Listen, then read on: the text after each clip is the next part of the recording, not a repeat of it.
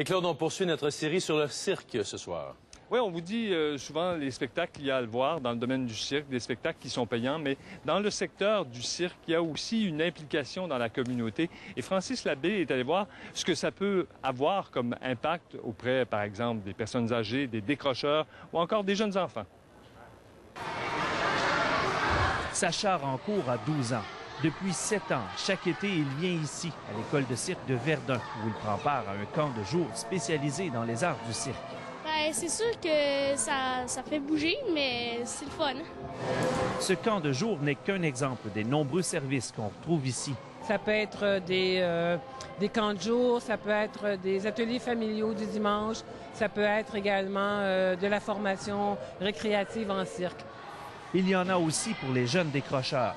L'un de ces programmes, appelé Tour de piste, leur permet de s'initier aux arts du cirque tout en acquérant des compétences en animation.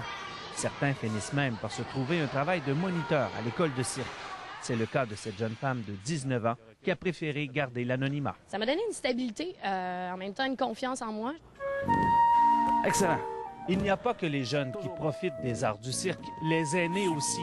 Dans cette résidence de Farnham, en Estrie, l'école de cirque Alzado de Granby dirige des ateliers pour améliorer la forme des bénéficiaires. Wow! Presque, on a fait un demi-tour, là. Le projet s'appelle Giria Cirque. Il est en place depuis 2 ans et ça marche. Cet homme parvient à maîtriser un moment les importants tremblements de sa main droite. Assez pour maintenir une assiette au bout d'une perche pendant quelques secondes. Yes! Yes! Un exploit dans son cas. On se rend compte que les bras lèvent plus haut, les poignets bougent mieux, les pieds lèvent plus haut. Ça les fait travailler toutes les articulations du corps. Fait que ça redonne de l'amplitude de mouvement, ça l'empêche ou ça diminue la sarcopénie, qui est l'affaissement des tissus musculaires. Va le chercher avec ton autre main. Mieux encore, les bénéficiaires n'ont pas l'impression de faire de l'exercice, mais plutôt de s'amuser. Moi, ce que j'aime, c'est colorer. Les assiettes, les balles, les foulards. Tu sais, ça fait comme féerique un peu. Des personnes âgées aux enfants d'âge préscolaire en passant par les décrocheurs, le cirque social est bien présent. En fait, presque toutes les compagnies de cirque redonnent à leur communauté. Au Cirque du Soleil, c'est à coût de millions qu'on réinvestit dans la collectivité avec le programme Cirque du Monde. Les jeunes, au lieu de mendier de l'argent, ils jonglent, donc on change la relation entre le mendiant qui quémande quelque chose et quelqu'un qui offre quelque chose. Cirque du Monde a été créé il y a 15 ans et il vise à permettre aux jeunes marginalisés d'apprendre les arts du cirque pour mieux réintégrer la société.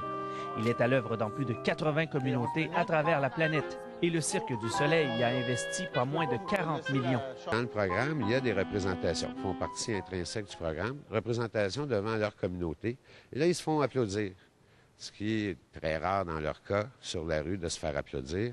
Donc, on change l'idée de la relation entre eux et la communauté. Ce que le cirque va t'apporter, c'est de la confiance en soi, c'est de l'estime de soi, c'est le goût de se dépasser.